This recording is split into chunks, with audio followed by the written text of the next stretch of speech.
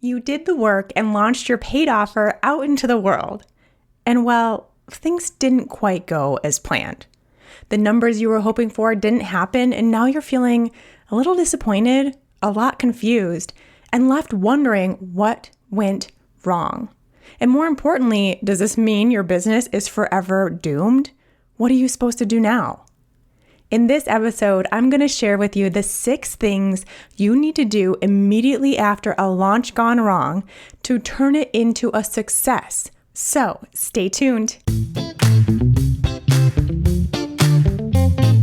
Hey there, I'm Shawn Mynar, and this is Unstuck Entrepreneur. I'm a former nutritionist who turned a struggling, stressful nutrition practice into a thriving, freedom-filled online business where I work from home in my sweatpants while reaching and helping thousands of people all at the same time. Now I'm obsessed with showing other heart-centered coaches, practitioners, and solopreneurs how to build a business and life they love. Consider this podcast your safe space to learn both the inner work and practical strategies required to build the impactful, profitable business of your dreams. No hustle, grind, or long hours required. That's right, hustle culture, not welcome here. Let's get into today's session. Hey there, friends. Welcome back to the Unstuck Entrepreneur podcast. Thanks so much for being here, for checking out this episode and every episode that calls to you. Means so much to me to have you supporting this show. We are rounding out our series all about launching with this episode, and what better way to do that than to talk about when these launches don't go as you hoped, when you have a quote-unquote failed launch. I mean, sure, we can talk about what happens when your launch is a smashing success and you totally overachieve your goals, but what fun would that be? Let's instead talk about what to do when things go wrong in your launch to turn it around, not only for that launch, but for the launches in the future. And just to give you a little bit of background on where we've been, in case you've missed some of this series, the past 4 episodes, this is the 4th episode in this series, have all been about launching. And by launching, I mean putting out your paid offer into the world for people to purchase, which is when you have a business, when someone buys what you're selling. Before you do that, you have a hobby. When you start making money, you have a business. So launching is really important. If you think about any business that is out there in your world, they all have had some sort of launch. Like there's, the ribbon cutting, if it's an actual brick and mortar business where people come out and they actually legitimately cut a ribbon. And then there's usually some sort of party, maybe some sort of sale, something like that going on to really bring attention and excitement to that brick and mortar business being open. Same thing is going to happen with your business. Even if it is a service-based business, if it is an online business, you still are going to have kind of that ribbon cutting ceremony every single time you put out a paid offer. You have an opportunity for someone to work with you. That is the case if it is a one-on-one coaching package or a signature program or a paid workshop, a membership, an online course, whatever it is, you're going to launch. And so this series of episodes is super important. Go back and listen to them all. So we started with episode 152. I took you behind the scenes of my most recent launch, but the most important part of that episode was breaking down all of the stages of a launch. There are different steps you go through, different periods of time that you're working on different things for your launch. I break it all down for you, so that will make it a lot clearer on what needs to happen to have a successful launch. Then we went into the mindset and the energetics required for that launch to be a success, because you can do everything I talked about, go through all the motions of a launch that I talked about in episode 152. But if you don't do what I talk about in episode 153, there's a good chance things are going to go awry and might potentially lead you to now needing this episode, which is what to do after a failed launch. So really important to listen to that too. There's so much more to it than just going through the motions, and it will really help you be able to deal really with having this failed launch, which is what we're going to talk about today. And then the third episode of this series, which was the last episode, 154, was the difference between a live launch and an evergreen launch, and which one is better for you, to have it all automated or to do it live. I'll kind of go through the pros and cons of each so you can decide which is best for you. I give you some advice on what I think is best, and it's probably not what you think. So head over there to that episode also, and here we are, wrapping it up with what to do if things don't go as planned. Let's get into it. The very first thing I know, that I am going to say to you is that there is no such thing as a failed launch. Seriously, doesn't exist. Yeah, maybe things didn't go as you hoped. Maybe you set some goals and you didn't reach them. Maybe the numbers were lower than expected. Maybe no one signed up for your paid offer. Maybe the interest wasn't there even in the free stuff you were putting out prior to your launch. But none of that equates to failure. The only way that you can fail at a launch is to not do it. So you are already way ahead of the game and already had such a successful moment in your business the moment you started putting your energy, attention, and effort towards putting your work out into the world, to doing this launch. And I understand, totally normal, totally valid that you would have these feelings of being disappointed, let down, defeated, frustrated, confused, starting to feel like, is this even ever going to happen for me? Is my business doomed? Should I not be doing this? What am I doing wrong? That is normal. I think you could probably ask most entrepreneurs, most people with their own business trying to make their own money, be their own boss, do their own thing, if they've ever had this experience. And I would say 99.9% of them will answer yes. This is part of it. Welcome to the world of business. And even more so, welcome to the world of online business, where your potential clients, the people paying you money, are all over the world. You've never met in person. You don't know what kind of relationship you have with them necessarily, because you're on one end, they're on the other, and it's all kind of happening throughout the system that you have in place. And for some people, it might take a day. For some people, it might take 5 years to get to that point where they're ready to purchase. And it's just a little bit different of a dynamic when you are in this online business space. So it's bound to happen. You have every right to feel that way. It is totally valid that you would have those feelings. I do want to give you a little bit of a tool that I think really, really, really helps. If you are ever in this space of disappointment, frustration, feeling defeated, feeling let down, feeling confused, business isn't going as planned, whether you've just done a launch or not, first, brain dump, emotion dump, I guess. Get out your journal and just let it all out. Be very candid, because no one's going to see it. No one's going to read it. You can burn the pages later if you really want to, or rip them up and put them in the shredder or whatever. But it's really important to get those feelings out onto paper. Yes, they're inside of you. You're feeling these emotions. You're having the thoughts, of course, that are sparking those emotions inside of you. What are those thoughts? What is going on in your mind right now? Get them out onto paper. And then once you feel complete there, ask yourself and write down the answer. What am I making this mean?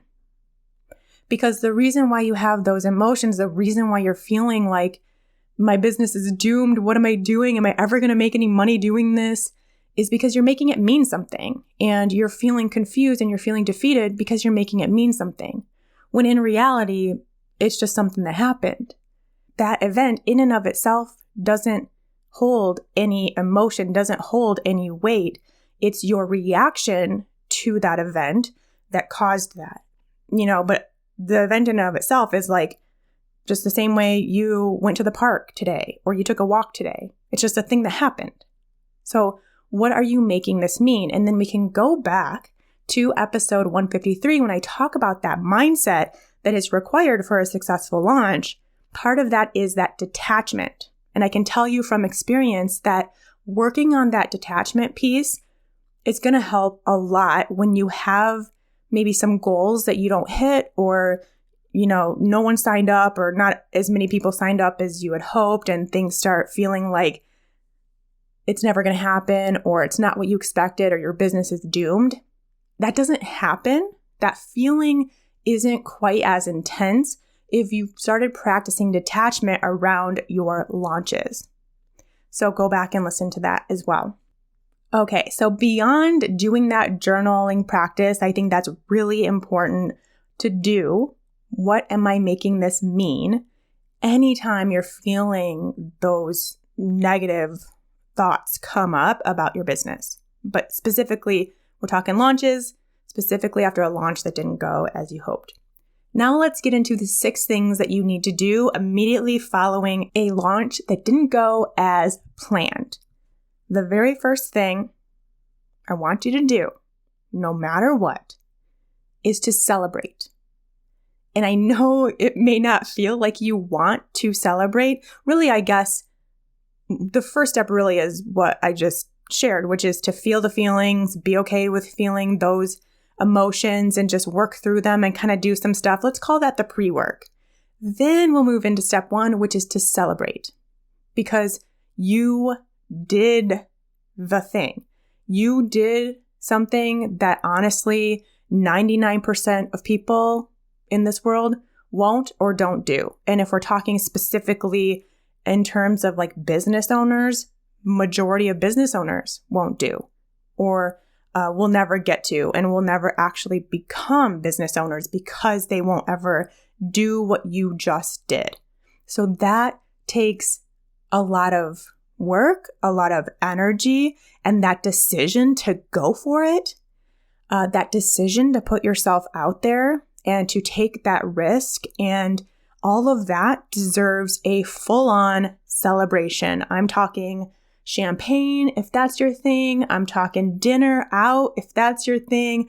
I'm talking a vacation, a social media break, whatever it is that makes you feel like you are celebrating the work that you just did, regardless of the outcome. The outcome is just what it is, but you still have the opportunity to celebrate you and your work and what you're putting out into the world. So make sure you do that. Very first thing.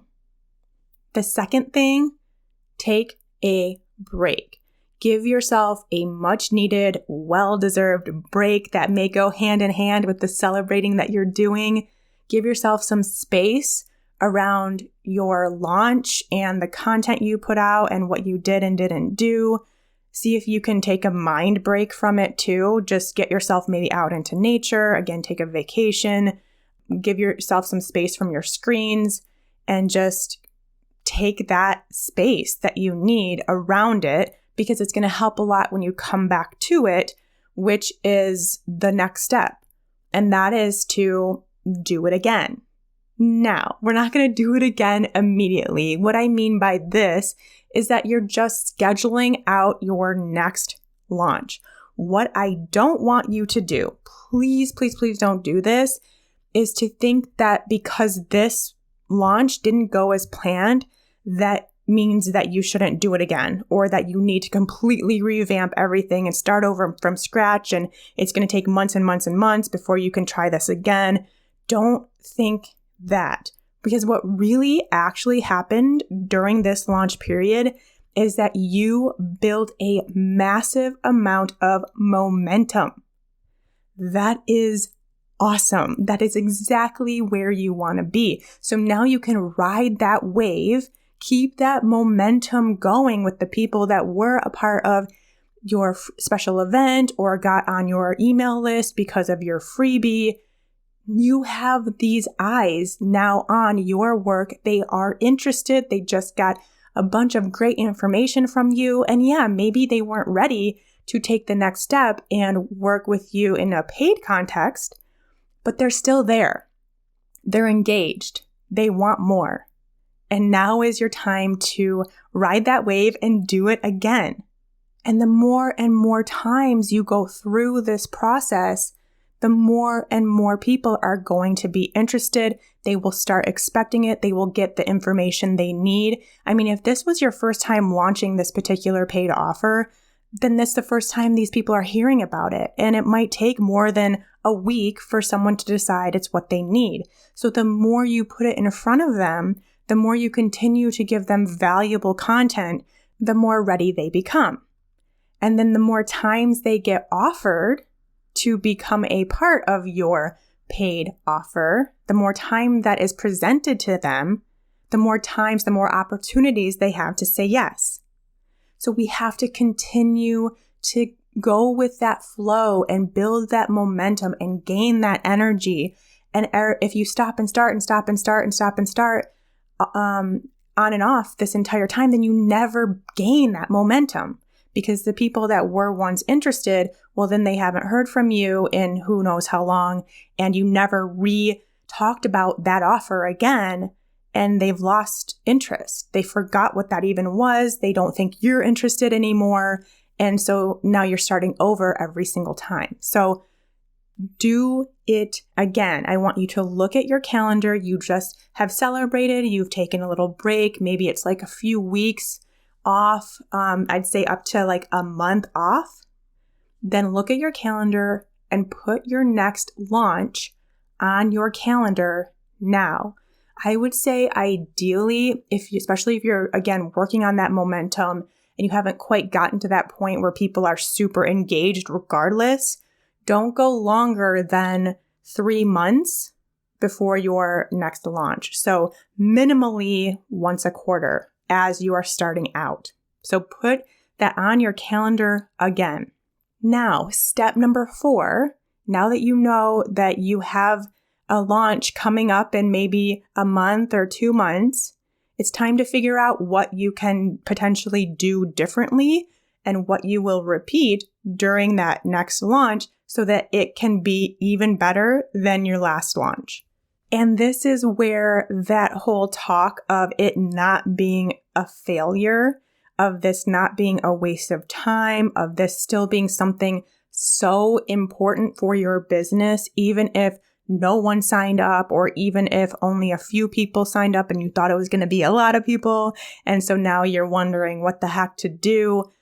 You have the most significant, helpful, important learning opportunity on your hands right now, at your fingertips. Literally everything you need to know to make your business a success for the long haul is in this launch that you just did. And really every single launch, every time you do one of these things, you learn something so valuable about your business that you can take into the next one. And that is why they keep getting better. That is why you keep getting more interest. That is when you start getting more and more people to sign up.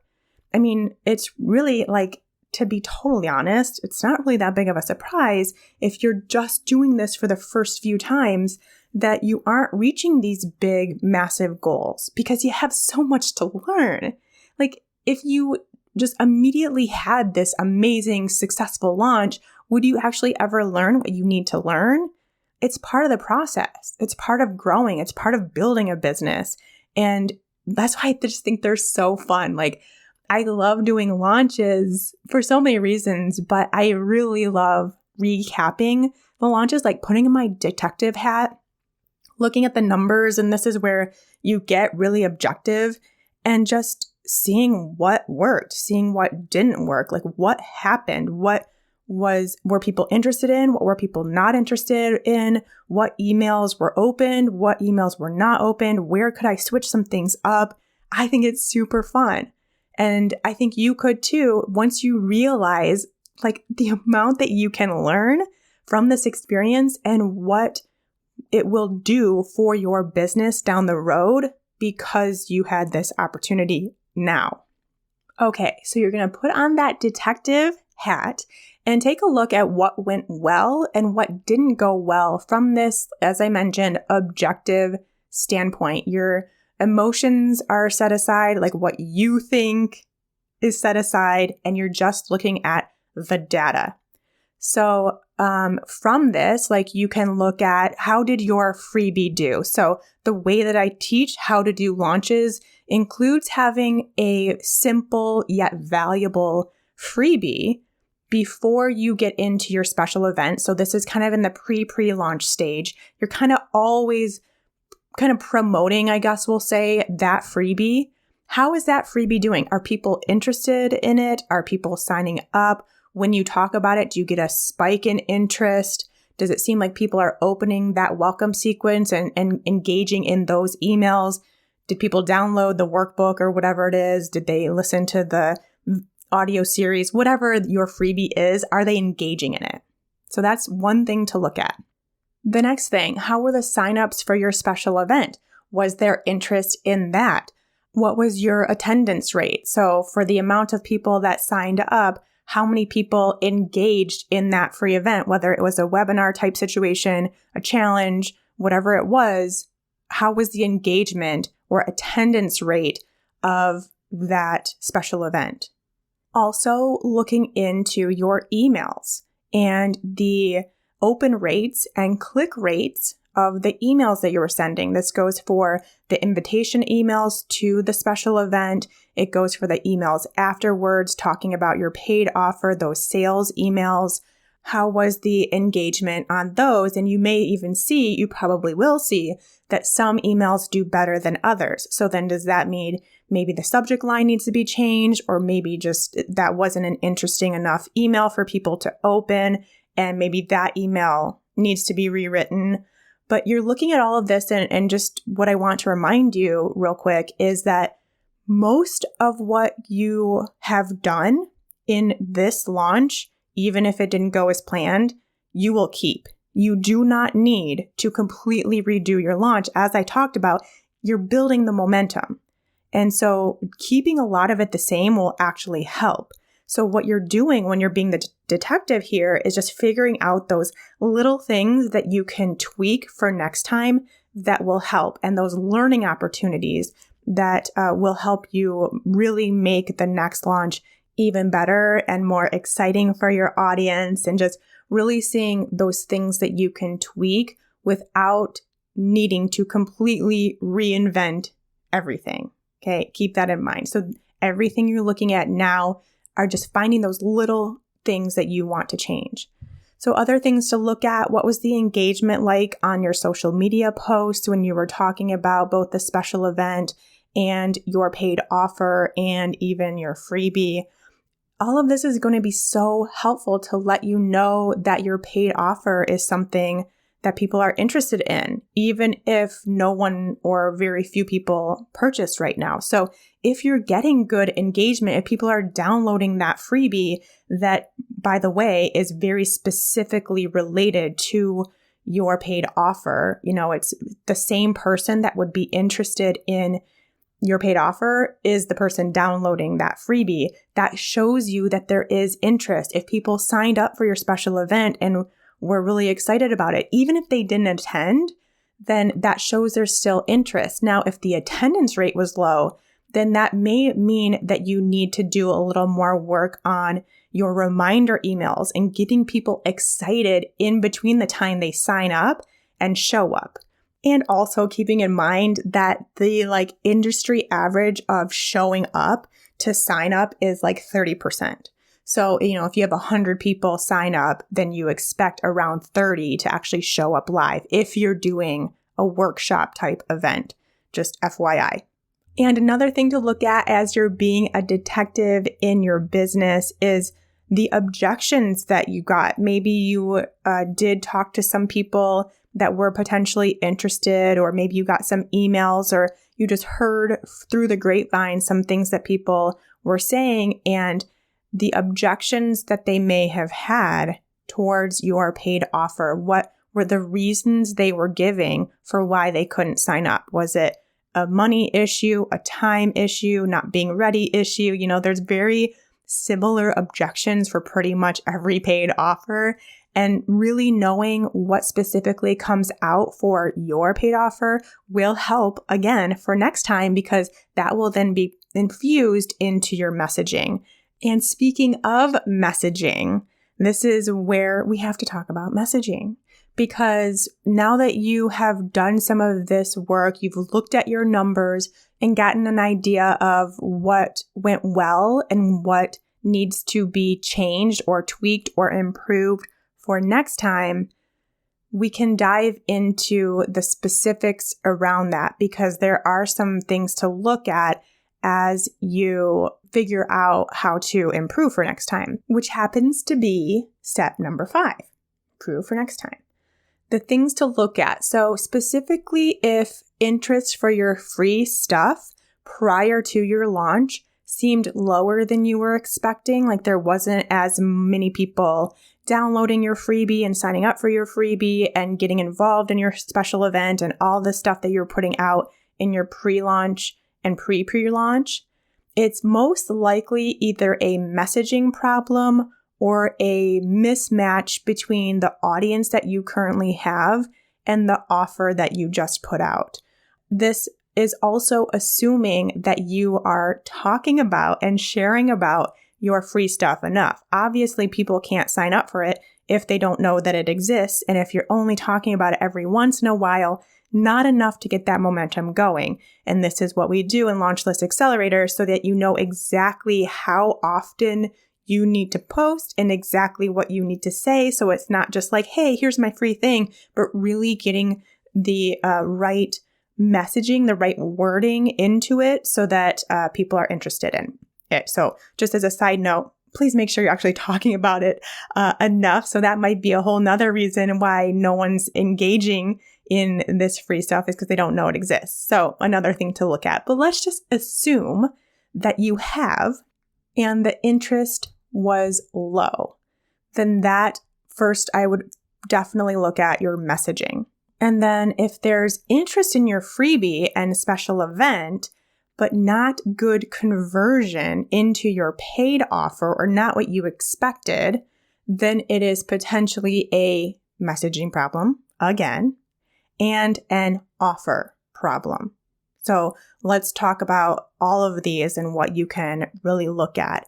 And again, before we do that, also making sure and being really honest with yourself about if you talked about it enough. And again, if you are in the Signature Program bundle and you have access to my entire launch strategy and you follow it, then you can know for sure that you talked about it enough.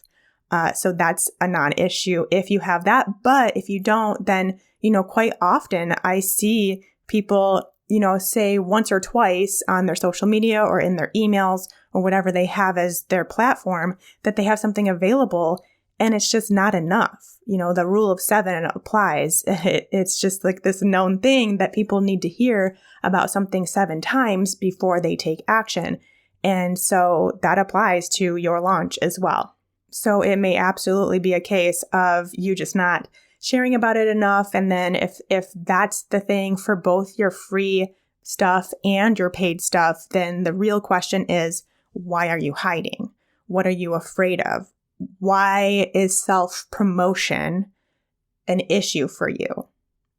I mean, that's the reality. That's like the real heart of it, is there is something blocking you from promoting what you have to offer. And since it is a service-based business, most likely, that is usually yourself. So what is keeping you from promoting your offers, promoting yourself, promoting your services? But for the sake of this episode and this conversation, let's say that you followed the plan to a T and you're confident that your audience knew about the paid offer and knew about the special event and knew about the freebie and had the opportunity, multiple opportunities to take action. And they didn't in some capacity. Messaging. The first thing to look at to improve for next time I love you all, but I can guarantee, myself included, that you can improve your messaging because we all can. I really don't know a whole lot of entrepreneurs out there, especially in the online business space, that have perfect messaging. There's always room for improvement because a lot of it changes. It changes day by day what we really connect with, what's going on in the world that we can then infuse into our messaging and how we talk to people, and what really intrigues us and causes emotion within us. So much of it changes as our world changes, and it's important to always have that stuff top of mind in your launches, in between launches, anytime you put out any content. As a reminder, messaging, in the smallest little definition I could give, which in reality is way bigger than this, but simplistically, it's how you talk about your offer, the words that you use to communicate your offer, what you have for sale.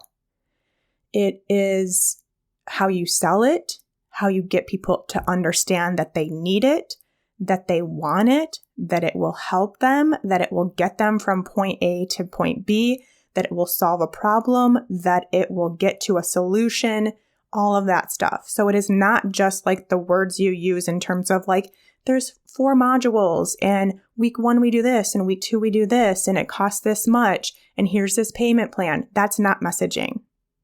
It goes more into the emotion, the thoughts, the feelings, the vibe of our dream clients and how we can essentially get them to a point where they know with certainty that we get them. Because the moment that someone really, truly feels that deep within, what you say resonates with them on a whole different level, that is when they are ready to purchase. That is when that connection has been made that is so strong and they feel comfortable, confident, and trust you enough to pay you.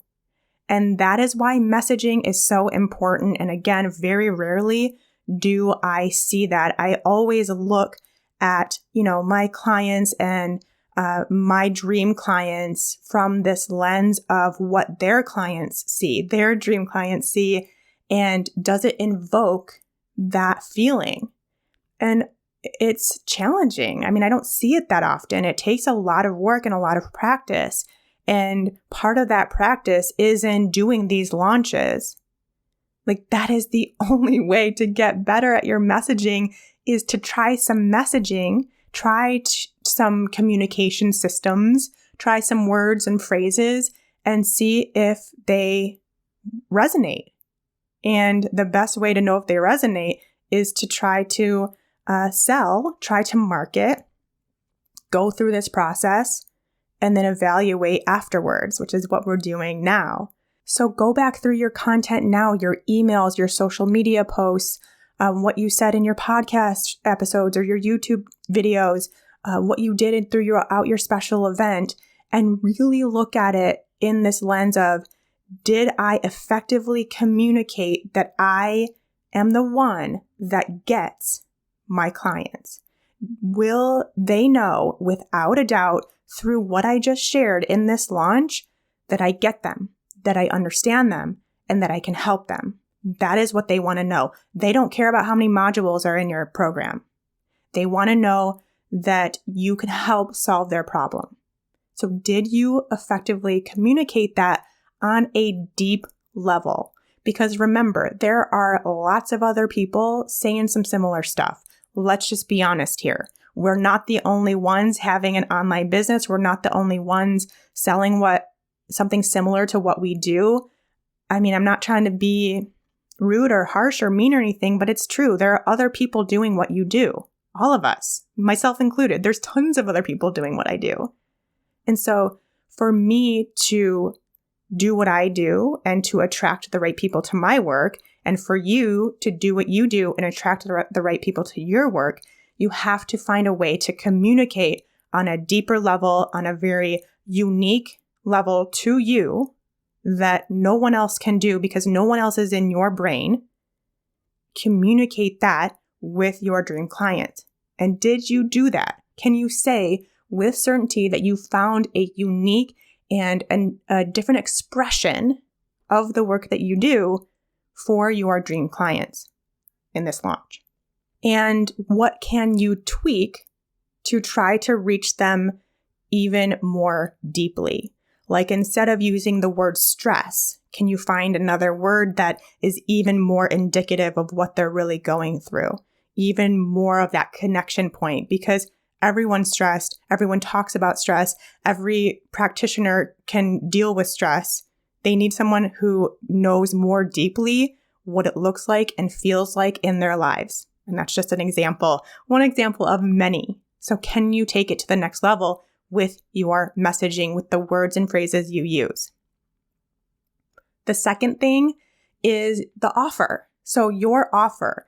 And this is where it can kind of get confusing because a lot of people think that their paid thing, whatever they have, this product, this service, is their offer. And that's not true. Your product is your product. Your service is your service. Your offer is that environment around your product or service that makes it very compelling. It's just like creating this really awesome environment around it that essentially what you're doing is you're trying to make it a no-brainer decision. You are, with your offer, really showcasing your services, your product in a way that's like, yes, sign me up. I don't even know how much it costs, but I am in. I want this. I need this. This is for me. And your messaging is part of your offer. How you describe, how you get people interested in even getting to that offer point, it's all part of that system. But when it comes to your actual offer, two things that are important to consider. Have you showcased the value of what they are getting? Can you increase that perceived value potentially? And can you lower the risk? Because those are really the two things that people consider, like subconsciously even. You don't even know you're doing this, but we do it every time we buy anything. Like, is the value there for this price point? And what kind of risk is involved? And especially, like, we really have to consider that when you have an online business and you are selling an online service, because people potentially have never met you before. They don't know a whole lot about you. You know, there is that risk of like, when I pay this, what if I don't get anything? What if this is a scam? What if this person isn't real? You know, like there's a lot involved there. So to lower the risk for someone is really important in the work that you're doing.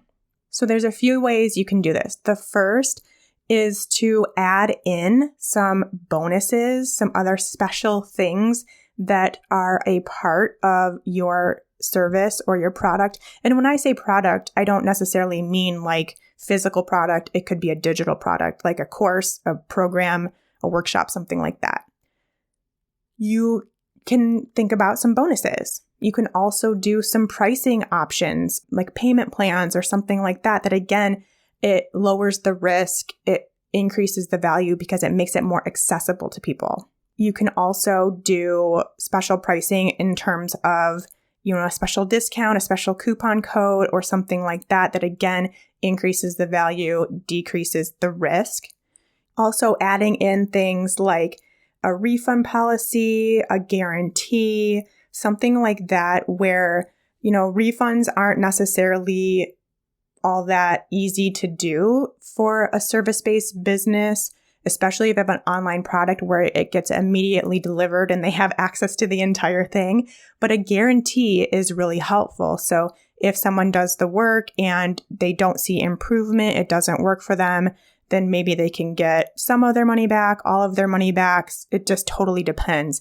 And there are lots of options. And I walk through all of this with you in the offer module of Signature Program Lab. But lots of stuff involved in an offer beyond just the actual thing you're selling. The more intriguing your offer is, the more sales you will get, obviously. I mean, there's so many of us, again, without even consciously realizing it, but you buy something because you get a free something else. Like I do this with my skin products I'm using right now called Biossance. I don't know if anyone else uses this stuff. I love it, but pretty much every day they have some sort of bonus or sale or special, and I'm always sucked into it. So the last time I ordered from them, I just wanted the face cream, but then they were doing this special where you got 5 other products, like the sample size of 5 other products. And I was sold. I was like, yes, I want to try these other products. This is amazing. This is perfect. I'm excited. So I probably wouldn't have purchased because I didn't quite need it yet, except that there was this special thing going on. So again, that is the offer. It's not just that face cream. It's the whole environment that was created around that face cream, around the purchase of that face cream. And yes, they also have a guarantee. Like if you don't like it, if it doesn't work for you, you just send it back. And that helps too, because then I'm out nothing if this face cream makes me break out or something. So this applies to your online business as well, because no matter what people are buying, we're all consumers. At the end of the day, we all have this consumer mentality, and you need to think about that in your business as well. And then the last thing in terms of how you can improve for next time, which this kind of goes into step 6, is thinking about your audience. Because what I see happen a lot, and this is totally normal, and I went through this multiple times in my business too, is as our business evolves, our work evolves, what we're interested in evolves, our audience kind of changes, like who we are talking to changes. And so you may be at that point where your old audience, the people that were following you on Instagram or were on your email list or whatever, it's not a good fit anymore. There's not a good match. And so the next thing to look at beyond messaging offer is really understanding more about your audience. Are they still the right fit for what you are now working towards for the launch that you just did? I mean, if that's kind of what you're seeing in your recap is that there's just not that much interest from your audience, then there's the possibility that it's just not the right audience anymore. Maybe you've had them as an audience for years and years and years, and it's just gone a little stale, and that happens. And so this is where we get into step 6, the final thing to do right after your launch, which is to keep building your list. So you just took a break, and then you put the next launch on your calendar for a few months max out. So remember, we're keeping the momentum going. So no more than a few months out. And in between that time, because now you've already done a lot of the work for your next launch, you know your special event. Yes, you may tweak some things. Maybe you'll even just change the title to see if you get more interest. Maybe you'll add or subtract some slides to your webinar if it's that kind of thing. Maybe you'll turn it from a challenge into a webinar or a webinar into a challenge. But unless you just totally hated that special event and you don't want to do it ever again, then you can probably reuse it. And the same goes with a lot of the other content you created for this last launch. You can reuse it. And so this means that a lot of that energy that was going into that for the launch you just completed, now that energy can go into building your audience. And if you remember from episode 152, when I talked about the different stages of launching, there's that pre-launch stage, which you're kind of almost always in. There may be a little bit of a break here and there, which is normal. If you're I don't want to do this 365 days a year, that's okay. You can take a break. But a lot of time is spent in that pre-launch stage, especially if you're really needing to build your audience to get more eyes on your work. This is kind of that point where the freebie is the main focus and you're getting people interested and involved in that freebie. Again, you may not need to change anything about your actual freebie, but instead working on the messaging around that freebie, perhaps getting a new platform started that will get you in front of new people. So maybe now is a good time to start a podcast because that's one of my favorite platforms, obviously, but something like that where you can then get into a new audience and reach new people and get them involved in your freebie. But the main thing that you should be focusing on in between launches is getting people on your email list that are a good fit for that offer that you have going on during your launch. So this is super important because otherwise you're going to stay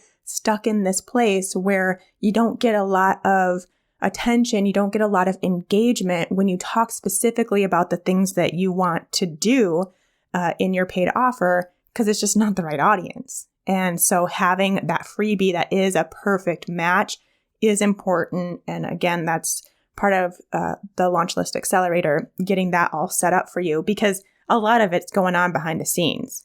It's not like this is something you have to focus on all day, every day, but it is something that is always happening behind the scenes. And then you spend maybe a few days a week where you do promote it, you do talk about it on social media, but you still have this automated system going on all the time. And of course, the more people that you have on your email list, every launch you do, the more conversions you will have in each launch. It's just a numbers game and it's an attraction game, really working on getting the right people to know about you, to see what you do, to be interested in what you do, and those people being the right people for your paid offer. So that is number 6. Those are the 6 things that you need to do right after your launch. And really you should be doing this whether you had this complete smashing success of a launch or what you perceive as failure of a launch. Doesn't matter. Do this every time because again, there's always going to be things that you can learn and improve and grow. It's part of the process. It's the fun part, honestly, I think. How cool is it that we have so many learning experiences to be had at every stage of the game? I think it's really cool, at least. And as a reminder, everything I talked about in all of these episodes around launching, and specifically today too, if you would like help and guidance and a little more done for you type launch experience, then that is available for you inside the Signature Program Bundle. Module 5, I'll walk you through the entire process of creating that irresistible offer. All of the things included besides just like, hey, I have this program, come buy it. We will create that offer that makes it so compelling and irresistible. And then in Module 6, literally everything I could possibly think of to make launching your program as easy as possible, as time-saving as possible, to take out all the questions that you might have, to take out all of the guesswork, and to make sure it is as successful as possible for you too. I give you the emails, I give you the templates, I give you the webinar templates. I tell you exactly what to do on what day and when. I really tried to make it as simple as possible. That's all available for you inside the Signature Program Bundle. And really, if you're someone who knows that you want a signature program in your business, or if you even think you might someday potentially be interested in having your own signature program as your paid offer, the best place to start is to go to my free masterclass, and I will walk you through the entire process. I will show you what's involved, how to do it, what steps to take. I will lay it all out for you so that you have the system that you need to make this possible for you and your business. And it's all free. So you can go to ShawnMynar.com/masterclass to schedule your session for when it works best for you. That's ShawnMynar.com/masterclass. That's a really, really good free place to start. All right, my friends, thanks so much for checking this episode out. If you have any questions about launching or signature programs or email lists or anything in your business, be sure to reach out on social media. I'm over at Instagram at Unstuck Entrepreneur. You can DM me over there and I'll get back to you. Or if you just want to come hang out and watch some weird videos, I'm over on TikTok too now at Unstuck Entrepreneur over there. And until next time, take care. Hey friend, real quick before you go, don't forget to head over to my website and take the quiz to find out your solopreneur personality type. I've created a super fun, super informative 2-minute quiz that will show you which one of the 4 solopreneur personality types you fall into. Could it be the boss, the socialite, the visionary, or the supporter? Which one are you? Not only is it just fun to know more about yourself, especially as it relates to your business, but it's also really important information so you can be sure that you're building a business that works for you based on your energy, your personality, and your desires. Did you ever take those quizzes from the Cosmopolitan magazine back in the day? It's kind of like that, but with actual solid questions and real helpful tips and advice at the end. You can find the What's Your Solopreneur Personality Type quiz right on the homepage of my website at ShawnMynar.com. Head there now to take the quiz, then let me know over on Instagram at Unstuck Entrepreneur what your type is. I'll see you over there.